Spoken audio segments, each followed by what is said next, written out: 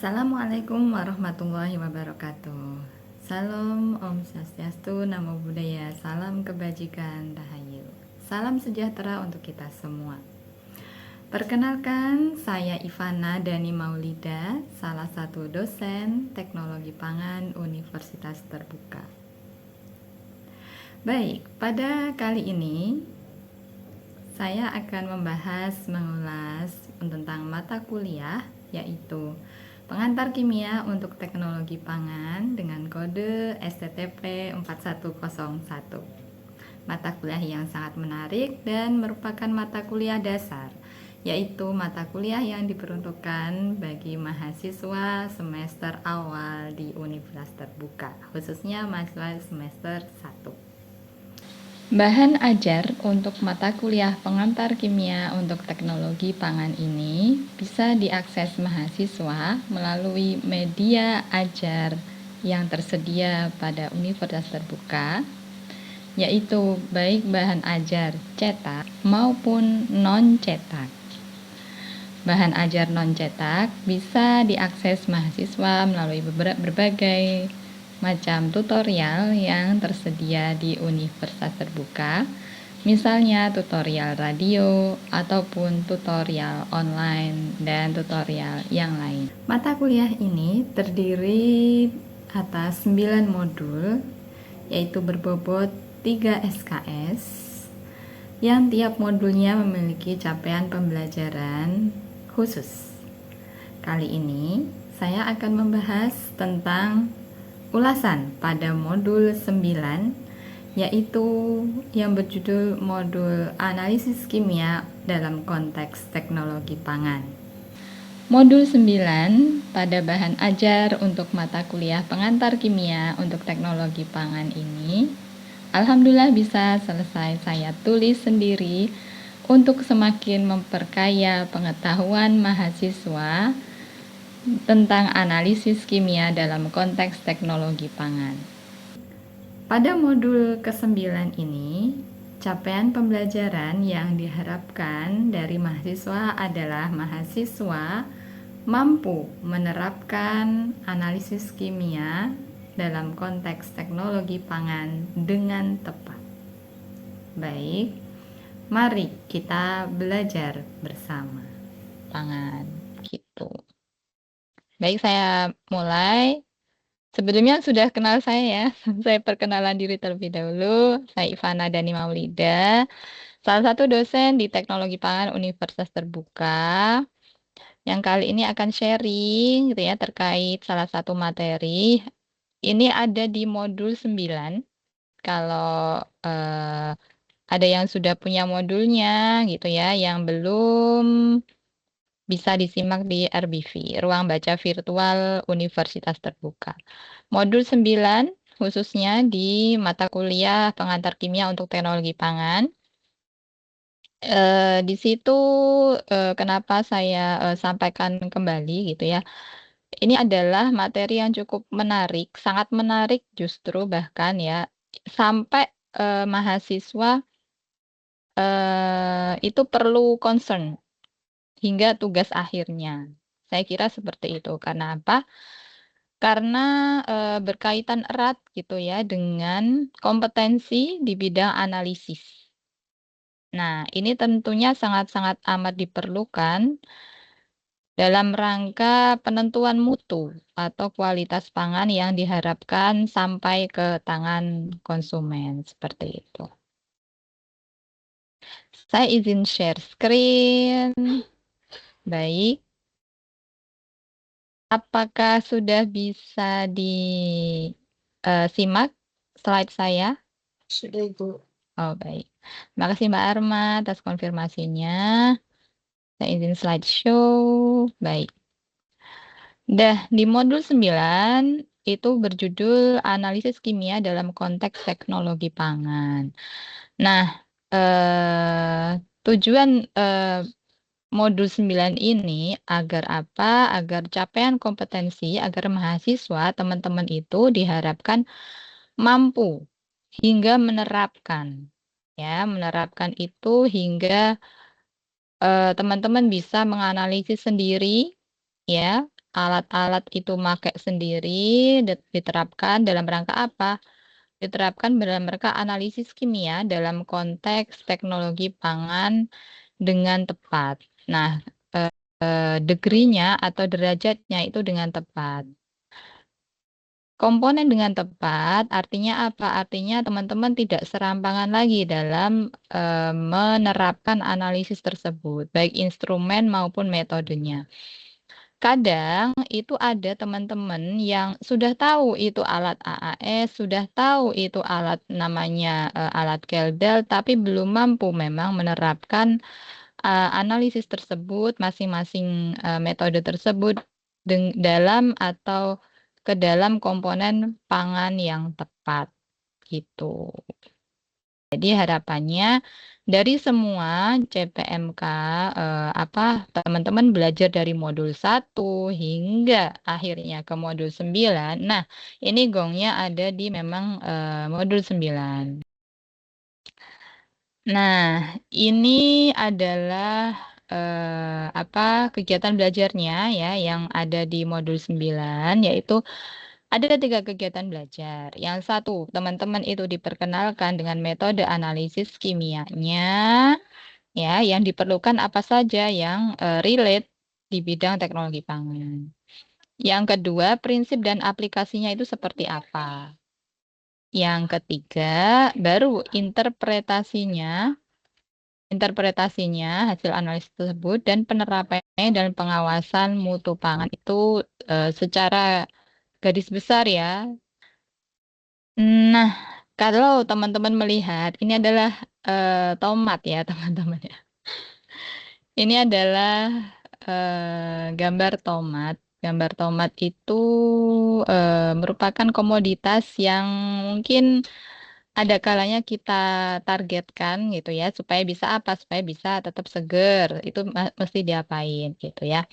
Atau kandungannya itu apa aja. Nah, itu namanya komponen target di bidang analisis di bidang teknologi pangan. Namun di samping ada karbohidrat nutrisi ya. Semua nutrisi itu terkandung pula senyawa-senyawa berbahaya. Ini bukan dalam mereka menakut-nakuti, namun seiring berjalannya waktu, seiring dengan perkembangan ilmu pengetahuan dan teknologi, memang aneka bahan tambahan pangan itu dan cemaran-cemaran lingkungan itu sudah tidak terelakkan lagi bahayanya gitu ya. Bahkan kalau sudah melebihi ambang batas yang diperbolehkan atau em, ambang batas yang diperkenankan untuk bahan itu masuk ke dalam pangan itu sangat berbahaya sekali. Ada gangguan-gangguan kesehatan atau mungkin kontaminan bahan non halal bahkan ya. Jika dalam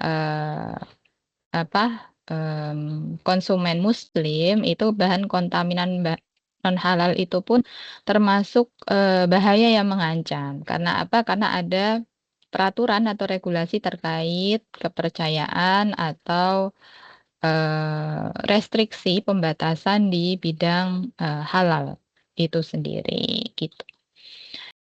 Syarat karakteristik instrumen yang baik ya itu meliputi ada 3 sebenarnya. Meliputi akurasi, presisi, dan sensitivitas. Apa beda repeatability, itu reproducibility. Kata kuncinya itu ada di waktu dan operator maupun tempat. Jika konsisten dalam waktu yang berbeda itu namanya repeatability. Ya, teman-teman, diingat-ingat. Kalau hasil itu konsisten pada operator maupun tempat yang berbeda, itu namanya instrumen itu mampu menunjukkan syarat reproducibility. Ya, baik repeatability maupun reproducibility itu harus dimiliki oleh instrumen, alat ukur ya, dimanapun si alat ukur itu berada. Bahwa tiap alat ukur atau instrumen itu punya spesifikasi atau sensitivitasnya sendiri-sendiri. Jadi, pakailah alat ukur atau instrumen itu sesuai dengan apa, keperluan apa teman-teman itu pengenkan sendiri. Itu maksud dari akurasi, presisi, dan sensitivitas yang harus diperhatikan dalam masing-masing instrumen atau alat ukur. Nah, sampai teknik sampling. Nah, ini juga sangat penting ya teman-teman. Jadi untuk syarat keabsahan hasil analisis, jangan sampai teman-teman itu keliru dalam menyerahkan atau mengumpulkan sampel. Nah, misalnya, teman-teman harus perhatikan aspek representatif, aseptik, atau sesuai spesifikasi atau enggak regulasi terkait suhu, kedap udara, dan lain-lain. Nah, misalnya, teman-teman punya produk keripik singkong atau cookies gitu. Atau keripikan yang lain mungkin, produk pangan ya. Yang perlu diperhatikan apa saja? Misalnya, coba Ibu pengen tahu nih, misalnya untuk misalnya kirim sampel ke lab uji, teman-teman nggak nguji sendiri nih, nggak apa-apa gitu ya. Teman-teman harus persiapkan apa saja untuk mengumpulkan sampel dari produk teman-teman. Mungkin ada yang bisa sharing atau jawab? Oke, belum ya? Bingung. Oke, nggak apa-apa. Nah, ini sekedar visualisasi ya teman-teman ya. Visualisasi sebenarnya ini nggak real, cuman sering terjadi di aneka UMKM. Ya, banyak UMKM, industri menengah kecil gitu ya, yang bingung. Sampel ini mau aku misalnya ada banyak ya, banyak kejadian di mahasiswa terutama teman-teman mahasiswa itu ketika pengajuan dana hibah kewirausahaan misalnya. Bu, ini enaknya ini analisisnya apa aja ya? Nah, itu disesuaikan sebenarnya, disesuaikan dengan apa yang menjadi concern bisnis atau usahanya teman-teman. Jadi, kalau misal teman-teman butuh untuk mengetahui kadar air misalnya. Nah, teman-teman harus gitu ya, samplingnya itu tidak cukup dari satu batch produksi, ya. Jadi, jika teman-teman ingin membuat label nutrisi komposisi pangan misalnya ya, untuk melengkapi legalisasi produk misalnya untuk PIRT atau untuk BPOM atau untuk halal gitu ya. Itu kan perlu uji lab. Nah, itu teman-teman perlu perhatikan terlebih dahulu jenisnya apa, lalu teknik samplingnya juga harus tepat ya, teman-teman. Jangan sampai nanti batch satu dengan batch yang lain itu berubah nilai parameternya. Padahal resepnya sama loh, Bu. Iya, betul resepnya sama.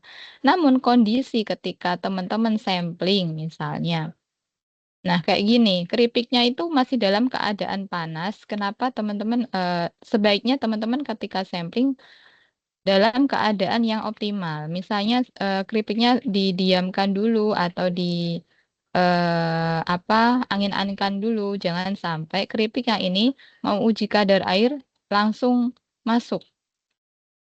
Itu adalah syarat untuk validitas data yang diperlukan.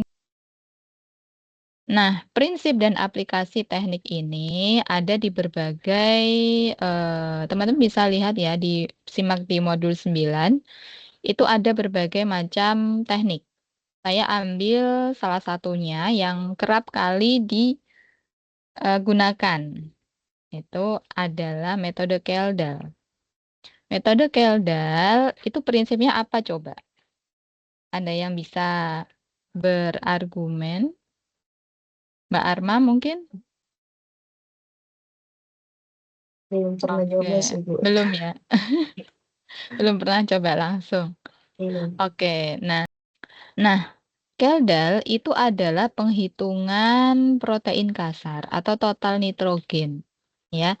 Jadi kalau misalnya teman-teman punya sampel tempe atau sampel ayam atau sampel ikan, apapun lah ya yang mengandung protein, ya. Teman-teman perlu, nah ini adalah Keldal itu metodenya perlu destruksi. Destruksi itu apa? Penghancuran. Jadi jangan harap teman-teman jika hasil metode Keldal itu akan tahu dari jenis asam amino, misalnya triptofan atau fenilalanin itu berapa persen, itu nggak bisa pakai Keldal gitu ya. Jadi jangan harap untuk tahu jenis asam amino itu berapa persen, itu tidak dengan metode Keldal. Metode Keldal itu hanya untuk mengetahui jumlah total protein dalam suatu bahan pangan.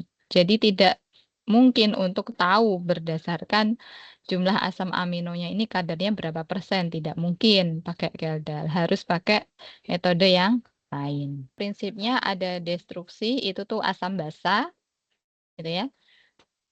Distilasi juga, kenapa ditambahkan sodium hydroxide, NaOH, itu adalah untuk menetralkan apa yang sudah diasamkan gitu ya, didistilasi sodium hidroksida-nya nanti akan terkonversi menjadi ion amonium karena NH3 amonia yang ada di asam amino ini terlepas ya, nantinya akan bereaksi dengan asam ya, kemudian dalam bentuk NH4 positif, lalu yang akhirnya bisa dititrasi menggunakan asam kembali.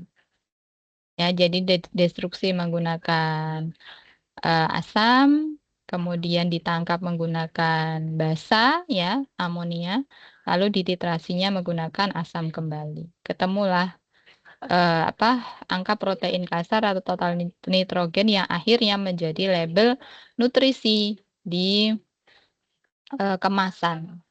Proksimat itu tuh meliputi keseluruhan ya, baik itu karbohidrat, kadar air, abu, protein, lemak, dan serat.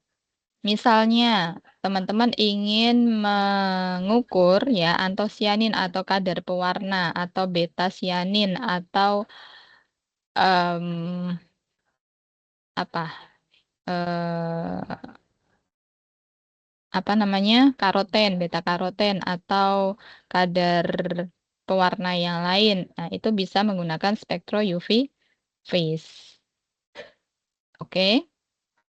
Ini juga metodenya dilarutkan terlebih dahulu. Jadi sampel itu harus dalam keadaan larutan, ya tidak bisa teman-teman menganalisis gelondongan seperti itu. Prinsipnya ini adalah interaksi materi dengan cahaya. Jadi ada cahaya di alat UV vis ini ya dalam gelombang UV sampai visible. Oke. Nah, untuk berapa sih UV visible itu? Nah, ini nanti bisa disimak di modulnya. Oke. Lalu, kalau pengen menganalisis residu pestisida atau komposisi asam amino ya, itu tadi Keldal kan total protein ya. Kalau misal ingin tahu komposisi asam amino yang lebih detail, itu teman-teman bisa menggunakan GC atau HPLC. Kapan menggunakan GC, kapan menggunakan HPLC? Itu justifikasi atau penilaiannya itu tergantung komposisi sampel pangan teman-teman. Jika teman-teman menggunakan GC, itu relatif mudah untuk teman-teman misal menganalisis komposisi minyak atsiri atau residu pestisida yang mudah volatil mudah membentuk gas atau uap ya di suhu tertentu. Tapi kalau komponen pangan teman-teman itu tidak mudah teruapkan, ya, dalam misal suhu 200, 300 itu masih dalam bentuk cair, misal minyak atsirinya itu masih dalam bentuk cair, dalam kurun atau rentang suhu segitu, maka lebih baik menggunakan HPLC. Prinsipnya adalah pemisahan molekul berdasarkan polaritas atau volatilitas. Jadi jangan sampai teman-teman menggunakan pelarut yang non-polar untuk bahan pangan yang polar. Begitu pula sebaliknya. Selalu cek spesifikasi alat yang digunakan. Menggunakan pelarut apa atau menggunakan kolom apa. Jangan sampai nanti setelah teman-teman menjasakan ternyata hasilnya tidak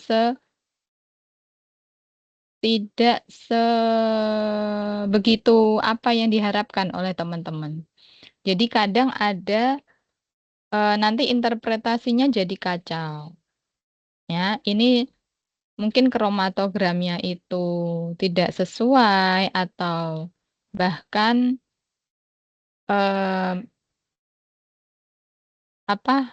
mengekor. Jadi kromatogramnya tidak simetris dan sebagainya dan sebagainya atau bahkan tidak muncul.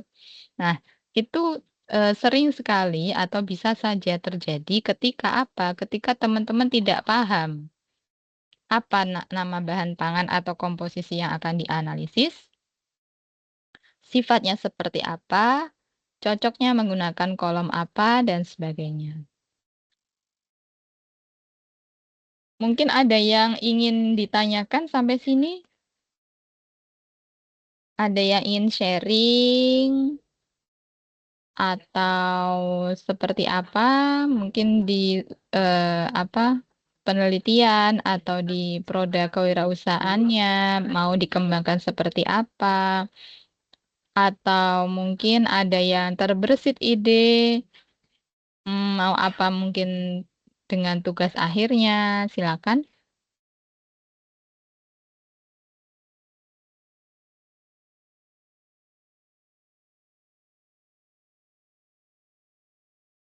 Oke, belum ya? Baik, saya lanjutkan sedikit. Interpretasinya itu macam-macam ya, teman-teman ya. Jadi untuk mengawasi mutu atau kualitas pangan, interpretasinya itu macam-macam. Jadi misal teman-teman ini siapa yang suka durian? Ada yang nggak suka durian di sini? Suka semuanya ya rata-rata. Nah, ini kenapa ngambil contoh Saya nggak suka, Bu. Saya nggak suka durian. siapa ini? Bu, saya juga Mbak nggak Ika ya? suka. Oh, alah, Mbak Ika, Mbak Arma nggak suka. Saya juga nggak suka sebenarnya. Tapi Baunya tuh memang kayak bikin pusing gitu, Bu. Jadi kalau misalnya mencium baunya tuh kayak, aduh udah pusing duluan. betul ya, karena bau itu menentukan apa ya persepsi konsumsi ya. Konsumsi selanjutnya itu semacam apa. Kalau bau aja udah nggak suka, apalagi mengkonsumsi ya kan. Oke, oke, baik. Di dalam duren itu senyawa volatilnya itu gencar sekali. Artinya apa? Artinya sampel pangan duren itu bisa dianalisis menggunakan GC. Baik itu komponen misalnya residu pestisida atau komponen aroma penyusun khas ya. Penyusun dari komponen apa sih yang menyebabkan duren itu kok baunya itu sedemikian hingga em, menusuk gitu ya. Menusuk hidung. Nah, itu bisa dianalisis menggunakan gas kromatografi. Karena sedemikian volatil ya. Atau teman-teman punya jengkol. Nah, itu juga salah satu bahan pangan yang bisa dianalisis menggunakan GC. Atau minyak kayu putih. Tapi kalau misalnya teman-teman punya sampel atau pengen analisis misalnya kadar vitamin C, itu kan komponen-komponen gula atau asam amino ya, dalam jus buah misalnya.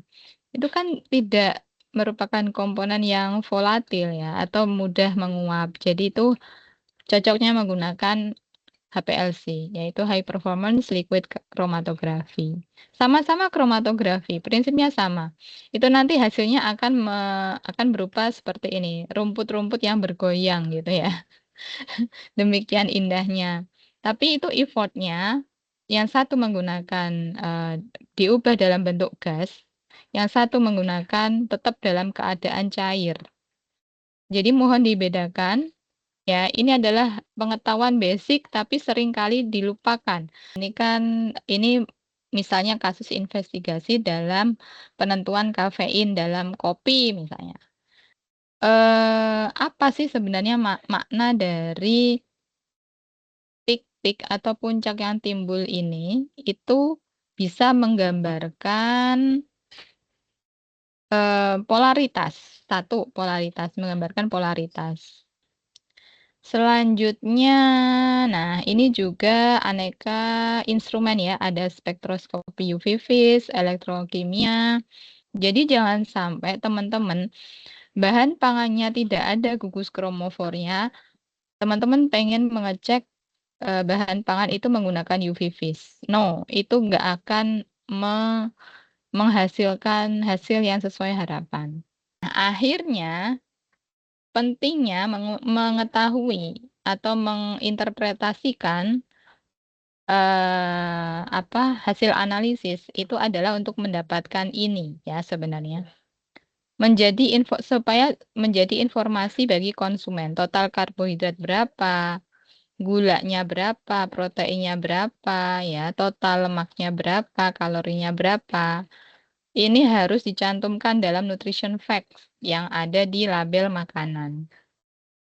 Ini bagian yang terakhir ya, sepertinya. Jadi, mengapa perlu instrumentasi atau analisis terkait dengan R&D dan formulasi ya, di industri ataupun di misal UMKM gitu ya. Pengetahuan tentang uji masa simpan atau shelf life ya kan. Lalu regulasinya juga itu sampai kepercayaan di konsumen itu halal maupun itu keamanan pangannya maupun nilai gizinya sampai ke konsumen itu jadi sustainability yang berkelanjutan gitu. Jadi tidak mandek. Ada yang ingin ditanyakan? Silakan. Itu hanya ini ya sekedar kulit saja. Nanti misalnya teman-teman ingin memperdalam lagi ya di tutorial online itu teman-teman akan menimba ilmu lebih banyak. Lalu kuis-kuisnya kalau mau dicoba juga silakan. Modulnya, terutama yang modul 9 ini saya alhamdulillah bisa nyusun sendiri gitu ya. Teman-teman bisa baca, bisa memahami lebih jauh. Kalau nanti ada pertanyaan, silakan email saja atau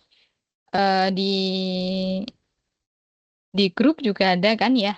Teman-teman juga sudah masuk grup, nantinya juga sudah terbuka lebar komunikasi dengan Bapak Ibu dosen.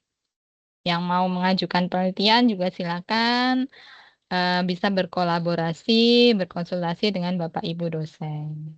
Gitu. Jadi terima kasih sekali lagi partisipasinya di kelas ini. Oke, saya tutup. Wassalamualaikum warahmatullahi wabarakatuh. Selamat siang semuanya, sehat selalu ya. Salam-salam buat semuanya. Makasih banyak.